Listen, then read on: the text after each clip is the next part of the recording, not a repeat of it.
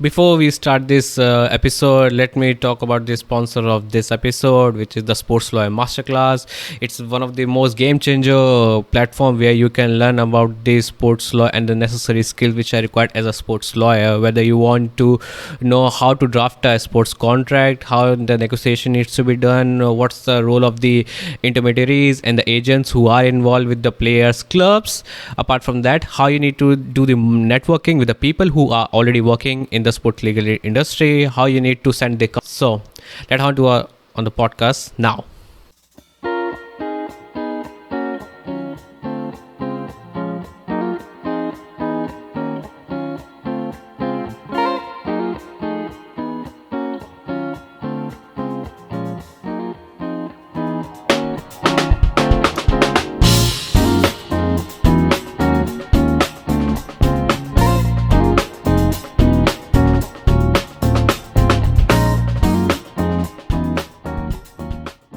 Hello everyone, welcome to the Sports Lawsage podcast. My name is Tushar Katheria. I'm the host for this podcast channel. In this podcast, we invite the people who are working in the sports industry as a lawyer, sports agent, journalist, administrator, and even the sport persons and the esports player who are already established themselves in this industry. So in today's episode, we have our guest, Miss Jessie Engelhart, who is an international sports lawyer and the founding partner at the Sensato Sports Law in the Barcelona. She completed her undergrad in law from the Tilburg University from the Netherlands. Further, she completed her master's in law to qualify as a sports lawyer from the Nebrija University. After qualifying as a sports lawyer, she went to the ISDE where she completed her master's in sports management and legal skills, which have a strategic partnership with the FC Barcelona. Further, she had experience in working in UEFA as well as in FC Barcelona, where she was working in their innovation and strategy department. And further, she opened her own law firm where she is now having a wonderful team and having some international clients. So without wasting any time, let's head on to our podcast in 3, 2, 1. So hi Jessie, how are you? Hi Tushar, I'm good, thank you. Thanks for having me. Yeah, you're welcome, ma'am. So the first question would be, how was your journey as a law student at Tilburg University, where you completed your undergrad in law? So how was it? Yeah, so when I started my journey in law school, in the beginning I wasn't actually sure if I wanted to study law. I basically did like all types of online assessments of personality, etc., to see what study field would best suit my personality, and I ended up finding out that law would suit my personality best, I guess, because I'm quite like analytical. I enjoy like solving problems, being creative, etc., and at the same time I'm very structured and organized.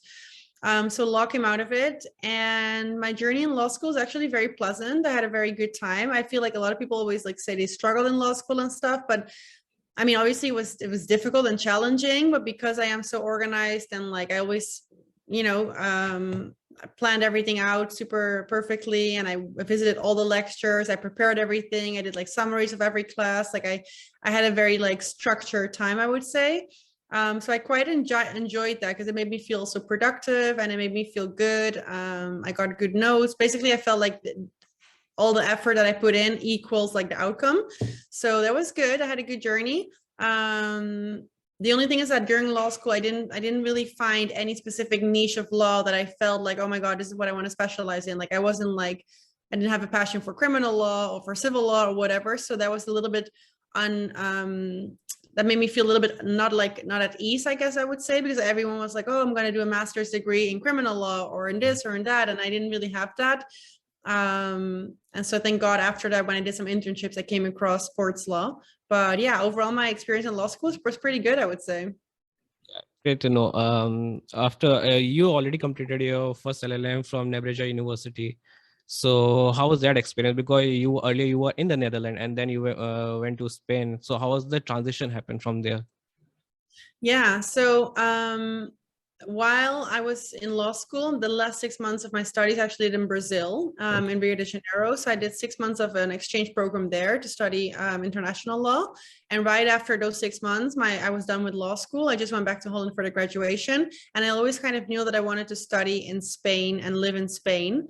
And obviously with law, you have the jurisdictional issue. So that like I knew that if I wanted to become a lawyer, I needed to kind of focus on one jurisdiction. Thank God sports law is very international, but I wasn't really aware of those possibilities back then. So I felt like, okay, if I'm gonna, try and become a lawyer in some country, it might as well be in Spain. Obviously it's challenging because I spoke conversational Spanish, but like legal Spanish is a whole other like ball game.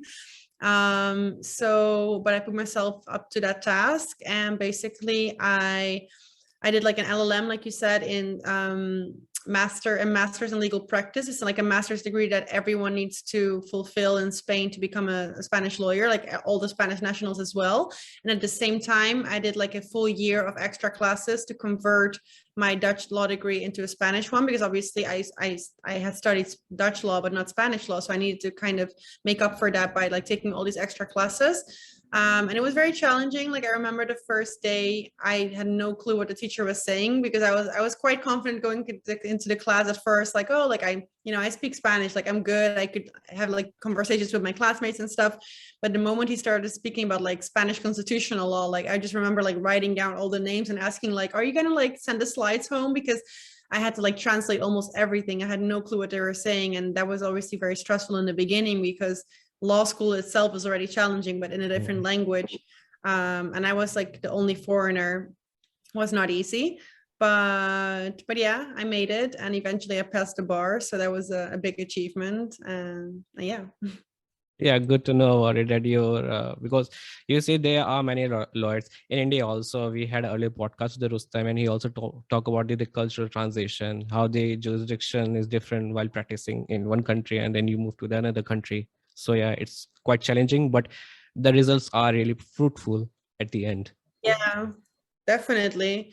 I think that for now, like the fact that I have an international profile and I'm based here in Spain helps me a lot in like differentiating myself from other lawyers, because most Spanish lawyers, like also the good, like in Spain, most people don't have like fluent English.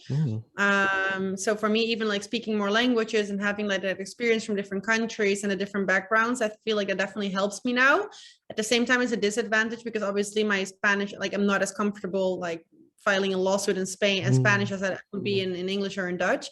But yeah, I try to look at the positive, and I definitely feel like, and especially in sports law, which overall is very international, like it's not as much bound to a jurisdiction because I work with like international clients.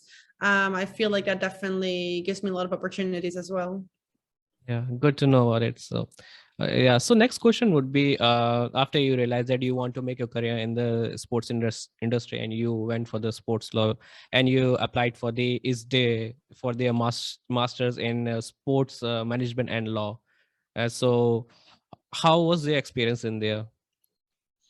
Yeah, so after completing those master's degrees, I really wanted to specialize in something that I was passionate about. I came across sports law during one of my internships, and then I just found this master's, and the experience was amazing. Like I loved it because I felt like everything kind of just started making sense to me. I was like, oh my God, finally, like the way people felt about like criminal law, now that's how I feel about this. So like I really enjoyed the subject and the context of this, the sports context, obviously. So that was a very, very interesting experience for me. And also because it was sports management and law, like the master's was not just sports, it was also sports management, which for me was very, very useful because obviously I had no clue how the sports ecosystem even worked. I had no idea who the different stakeholders were. I had no clue what the different like goals and missions are of these different sports organizations, who the different rights holders are. I had no clue about the industry in general. So getting also that those sports industry insights for me was very, very useful.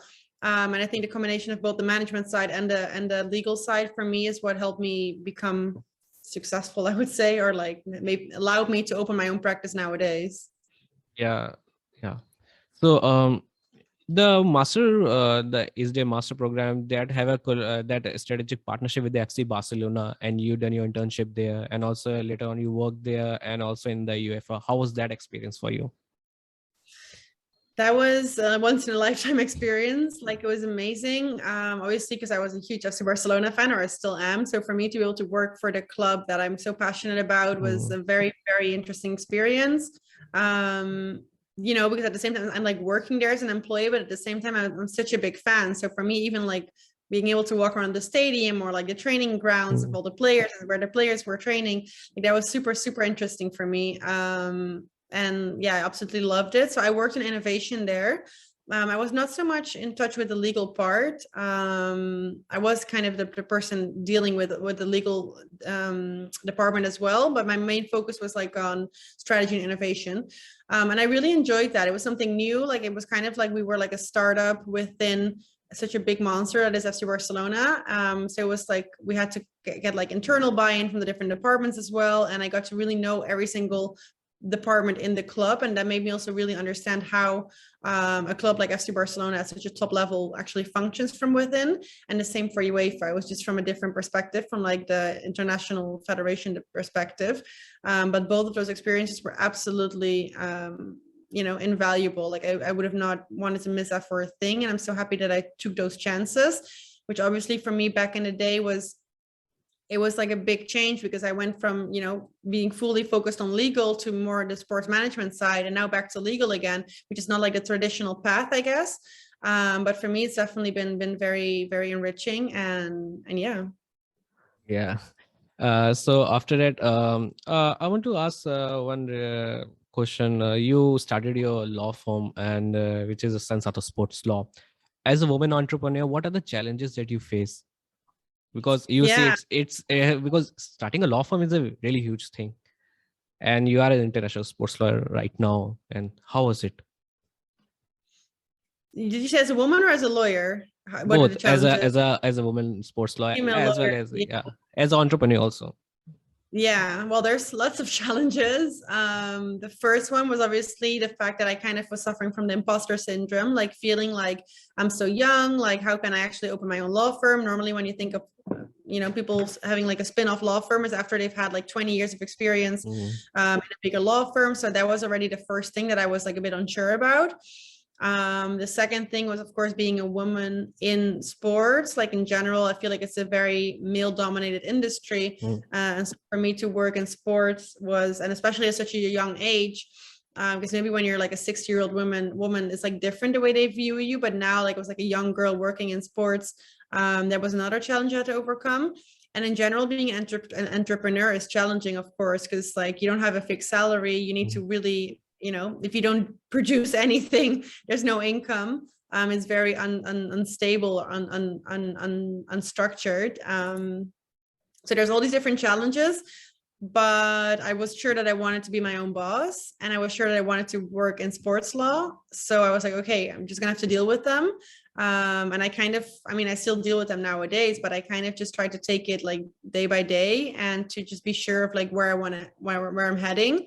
And I just kind of try to like find my way through all these obstacles and like conquer them day by day. But obviously, if you look at them like from like a few years ago, I would look at them and it seemed like a huge stairs that I would have to climb. And now I'm like, okay, I'm just going to go like step by step.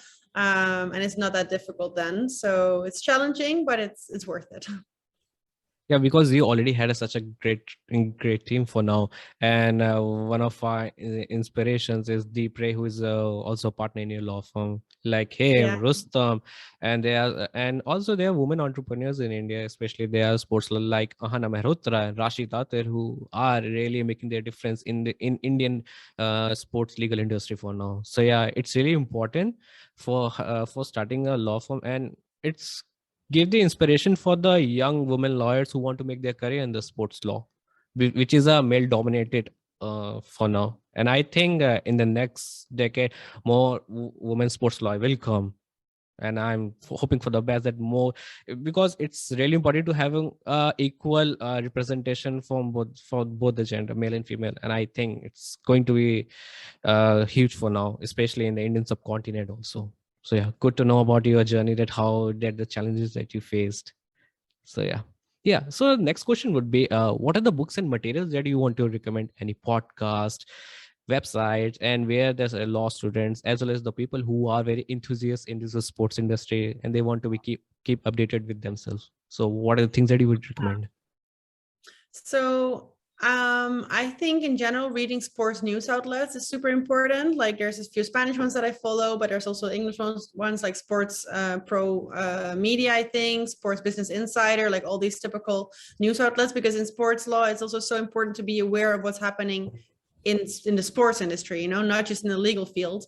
Besides that, just like reading the final decisions of FIFA's judicial bodies, which are basically published on the website, the Court of Arbitration for Sports decisions, because that's like sports law at its purest. So just reading those decisions can be very, very useful.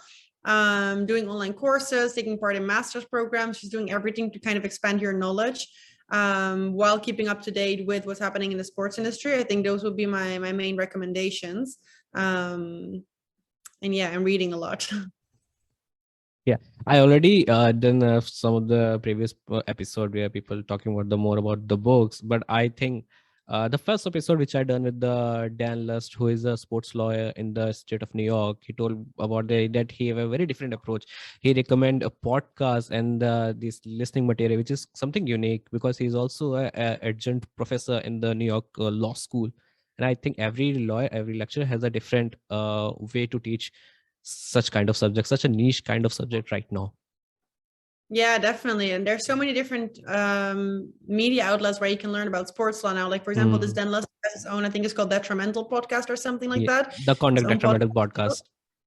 Yeah, like that's super interesting, and I love the fact that there's new formats coming out besides just reading books. That's why, like, I don't know even what book I would recommend, because I feel like now it's more like online. Everything is online, and I think there's like, I'm actually planning on maybe starting like a YouTube channel or something discussing like small real life cases about sports law, because I feel like there's so much interest in it, so much demand for it, but a few people actually taking those, using those alternative media outlets to kind of spread the word about sports law. So I think there's a lot of territory there to conquer. Right. Yeah. So my next question would be, if anyone applies to your law firm or any law firm working doing for an internship or working as a lawyer, what are the traits or what are the things that you look in a candidate as a recruiter, as a lawyer? What are the things that you look? Because you see, it's a very competitive environment. You have to be meet the deadlines with the clients also. You have to be on time. So please go ahead. Yeah, that's a very good question. And I would actually like to take some time to discuss this, because to be honest with you, like I get at least, I would say like 5 applications per day. And I would say 19% of them are actually from Indian students, because I feel like there's such a demand for job opportunities or internship opportunities in India, because sports law is like coming up there, but it's still a bit underdeveloped when it comes to work opportunities. So I get like at least 5 to 10 emails a day with requests for internships. And whenever they send those emails, it's just a brief introduction. And they say like, here's my CV, I'm looking for an internship, bam. And that's it. And that just doesn't speak to recruiters. Like that doesn't speak to me. It doesn't stand out. I can't go through all of them every day. Like, and you need to stand out from the crowd somehow. And that's also because I have my online courses, something I teach there, and I go into much detail about. It's so important because, like you said, it is such an competitive industry to do something different. So, one CV might be better than the other, but I don't even have time to read all of them, because we don't have an HR department. Like it's just us, because we're a boutique law firm. We don't have time to go through all of them. So for me, the networking part that would be done prior to sending that email is so much more important. Like right now, I have a short list of at least 5 people in my head, students that either I have interacted with online or that have come into my podcast or whatever, and they've asked me questions, or that they send me an email afterwards, or that are part of my online course, whatever. And they, I interact with them on a daily basis. They send me like some articles, or I interact with them for whatever reason. And those are on the top of my list right now. Those are the people that I would think of first whenever we have an internship position to fulfill. And I feel like a lot of people mistake that, or make that mistake by thinking, you can just copy paste your email and CV to like 20 different law firms, and then eventually someone will pick up on it. In sports, I don't really think that's how it works, because it is so competitive, and it is much more about networking rather than just who has the most knowledge. And that's also something that I'm learning. For example, I'm sure there's lawyers that have much more experience and much more knowledge than I have, But at the end of the day, I am trying to differentiate myself by putting myself more out there, creating an online presence. And at the end of the day, that's going to get me clients. And so maybe there's someone, sitting in some corner of the world that has much more knowledge than me, but they don't have the same clients because they don't put them, or they don't differentiate themselves from the other experts. So just being different, I think, is what would make the most impact. And it doesn't matter if you have 20 degrees or 1 degree or whatever. Obviously, you need to have some type of knowledge. And if you've done a course on sports law or a master's degree, it's even better, because for me, it's more tricky to hire someone as an intern who has zero knowledge about sports law, because I don't have the time to educate them. Like, I need them to help me as an intern.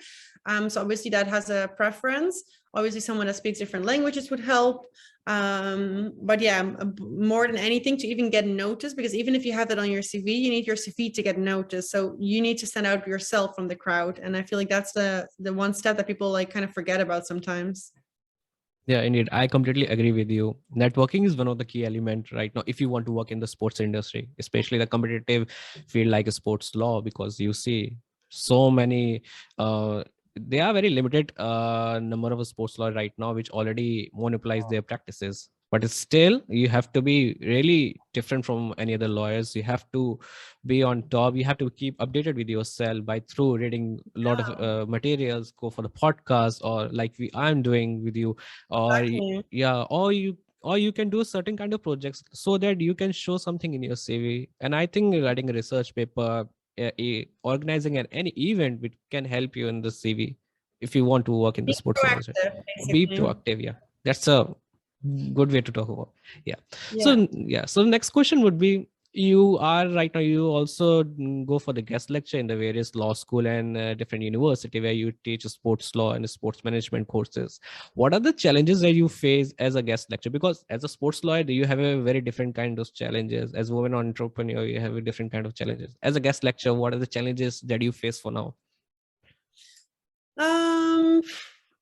Challenge that I face as a guest lecturer. I think the main challenge is that usually, because sports law as such, usually it's like a module that's part of a bigger sports management program. And so the issue is that most of these students are actually sports management students with zero legal background. So for me to teach sports law to sports management students can be challenging sometimes, because I need to give them a lot of theory, which law students are used to, but sports management students, not so much. So finding that balance between making it interesting, but at the same time giving them legal knowledge is challenging. Because mostly, like I said, sports law is usually part of a bigger module that is sports management or sports business in general. If it was just a sports law course, then I don't think there would be any challenges. I think that would work great. Like if there's a master's in sports law and they ask me to teach there, I don't think I would really face any challenges. Yeah. Because also I talked to so many guests prior to this episode, like Subhrajit, Chanda, who is also a professor in India. In India, we have a very handful of sports, the professors who are teaching sports law, like Subhrajit, Chanda, Tarun Singh, Professor Nishant, Sheokhand. Only three these professors right now who are teaching. They are really young for now because they want to make a difference in the market, especially the competitive market like India and Indian subcontinent. So they are not only teaching sports law, they are making the core curriculum for their different universities. And last week only I talked to Professor Tarun Singh, who is he's a assistant professor in Gujarat National Law University. And he was talking about that he is already involved with so many universities to drafting their curriculums, because right now the Indian law school, the Indian university now seriously talking about they want to excel in the sports law. They have to make a market in India. They want to make a sports hub right now in India, because we already have shown the results, and not only overseas, also in the sporting events like Olympics, Asian Games, Commonwealth Games. Apart from that, many of the lawyers right now working in overseas like Rustam, Deep Ray, and many of the agents are coming aboard. So I think it's a huge, India has a huge potential right now. So yeah, I think finger crossed that hope most good things will happen in India. Yeah. So next question would be, let's talk about your courses that you introduced from the last year. You make so many courses, especially the Sports Lawyer Masterclass that I already experienced it. It's one of the game changer courses right now in the legal market, because I already experienced courses from various organization. I will not name. Because that courses were theoretically they were good, but they are not talking about the drafting of contract, how the networking needs to be done, how you need to send the cold mails to the people who are working in the sports industry. So please go ahead. How did you come up with the idea and you executed that plan? Yeah, so the idea came to me very organically, actually. Like I never imagined myself creating a course. It basically started with me getting a bit more online presence or focusing a bit more on that, like building up my LinkedIn profile, etc. And eventually people started reaching out to me, students that were interested in sports law, and asking me like, how can I get into sports law? I don't know what to do. Like I want to get a job or an internship. I don't know what to do. I don't even know what sports law is. Like, can you give me an introduction, but also from a more practical aspect, like help me find a job. And so in the beginning, I would like sometimes jump on calls with these people. Then that kind of escalated, and I started just like copy pasting emails or messages on LinkedIn to people. And then I thought, okay, how can I scale this and make it also more interactive? Because obviously it's boring to read like a super long message.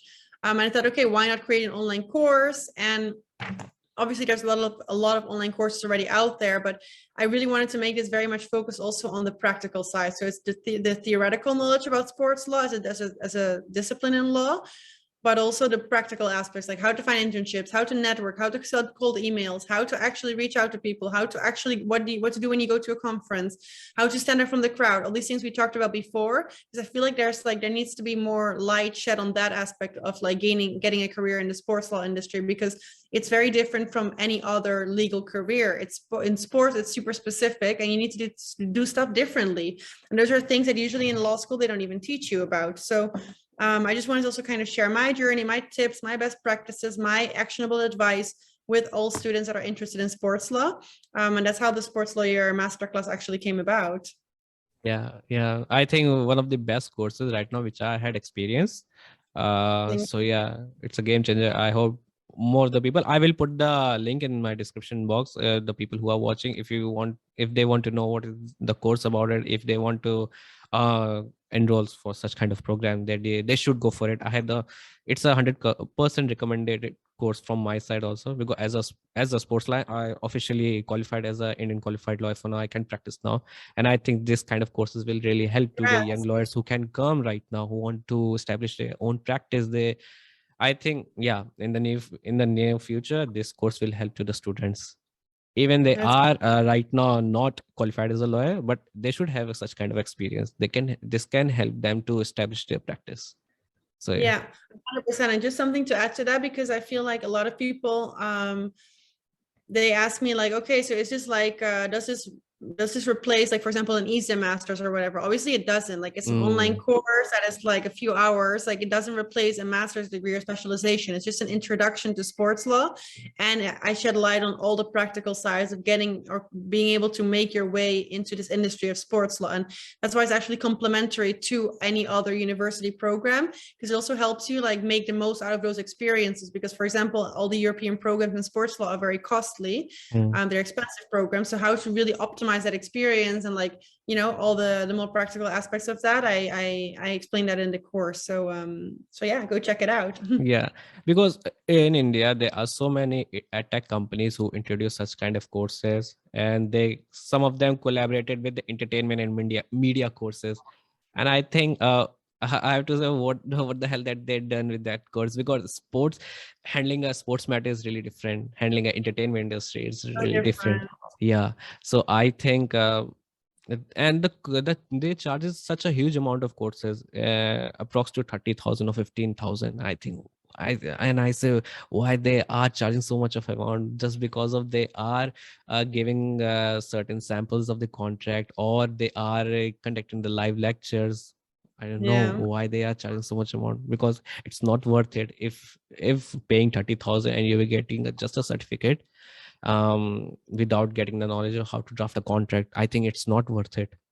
Yeah, that's something that I've really tried also, is to make it as accessible for everyone, because all these programs are so kind of like, there's like a little gatekeeping in sports, you know, like they want to like only like limit it to an elite group or something. And I really wanted to make it accessible for everyone. That's why I actually recently dropped the price from 249 to 79 euros only, to make it accessible for people from different countries, from different continents, from different backgrounds, and to just give everyone that equal opportunity to know what sports law is all about, how to actually create their own name in the industry, and to just, like I said, make it accessible to everyone, because I think education should be accessible to everyone.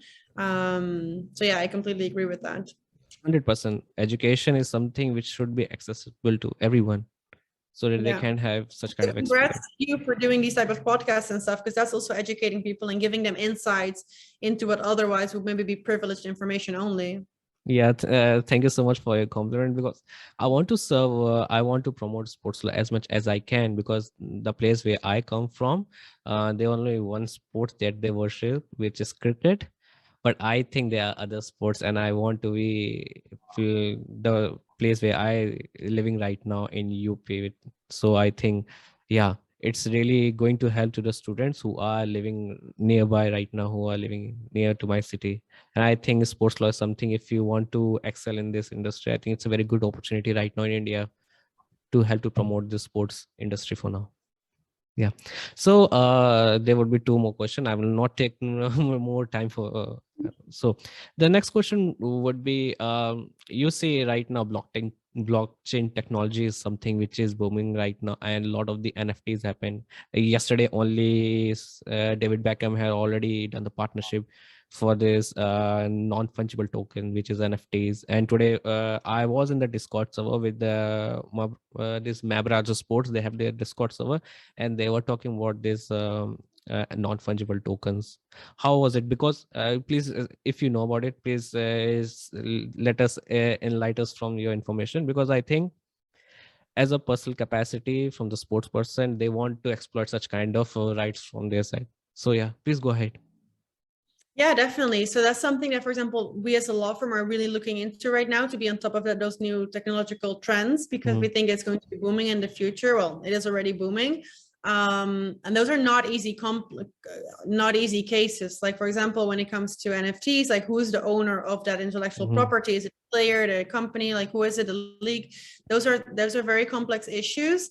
But it's super interesting, and like the economic value, like, we actually think that, or I personally think that NFTs, for example, are going to be like as big in the future as maybe image rights. Image rights, for example, is something that back in the day was a bit underestimated, but now that's booming. And we think the same is going to happen to NFTs. And we think that, for example, the metaverse, Web3, and all of that, that's the future. And we as lawyers really need to be at the forefront of that. So I encourage everyone that is listening also to really look into this. And obviously no one is an expert yet on this, because we're all still learning, and it's because it's all still super new. But it's a very interesting field that is closely linked to sports, because in sports these new technologies and these trends are even more, they have more economic value there. So it's something that we're definitely looking into, and that is very complex. Also, like the jurisdiction, there's different laws per different, because basically it's intellectual property law. So it's complex, but it's a very interesting field to look into. And that's something that I'm personally, for example, super excited about to become an expert on this eventually. 100% you will become it, because if you already have a first mover in the market, there's a high potential that you can monopolize the market. Yeah. Hopefully. So it will. So the last question would be, what do you see in the next 10 years? What will be the future of the sports law, and as well as what are your future plans for the next 10 years? Yeah, so I think it's very closely linked to what we were discussing before, just keeping up to date with all the new trends. And obviously I can't predict what is, I would have never predicted NFTs to exist like a few years ago, because I had no clue about that. But I think keeping up to date with these trends, and that's also something I take away from my time at Barca and UEFA working in innovation. Like, it's so important to not just settle for the status quo, and to be proactive, investigate, and to be up to date with all these new trends that are happening, and to kind of be like a leader and at the forefront of all of that. So as our firm, especially as young lawyers, we really want to accelerate at the same pace as these new trends are accelerating, and to and to be able to assist our clients also with these type of issues, because I think there's very few law firms now that are actually looking into these things because it is so complex and because they're not sure what to do about it. So for us, we just want to keep up to date with all of that and to hopefully grow with the world basically, and to help our clients in the best way possible. Yeah. I hope, because today while I discussing with this Discord server, so there's one platform in India which is I think is going to be Gamechanger. It's called Jupiter.meta, and usually you see for the NFTs people pay through their cryptocurrency or from Bitcoin or Ethereum, but in Jupiter.meta you can purchase that certain NFT through the Indian rupees currency, which Oh is kind wow. of, yeah, it's so Yeah. that they want to legitimize such kind of blockchain Nice. technologies. Yeah. Yeah. I There's a huge there. Yeah, I think this is going to be game changer, and in Yeah. future I think this from this year and only, I think various sports personalities or the sports person players will come on board and they will exploit their own image rights through the NFTs. And hopefully we'll have our own law firm in the metaverse as well. Hope for the best. Yeah, I think that would be a future for us because we have to closely look into it. Definitely. Yeah, I think that that is it for the today's podcast. So thank you so much for Jessie for coming on board for this episode. So yeah, I'm really glad to have you taking your time out from your tight schedule. And earlier we already planned for doing this podcast earlier, but due to some circumstantial incident happened with you, you rescheduled for. Yeah, thank you so much for coming for this podcast.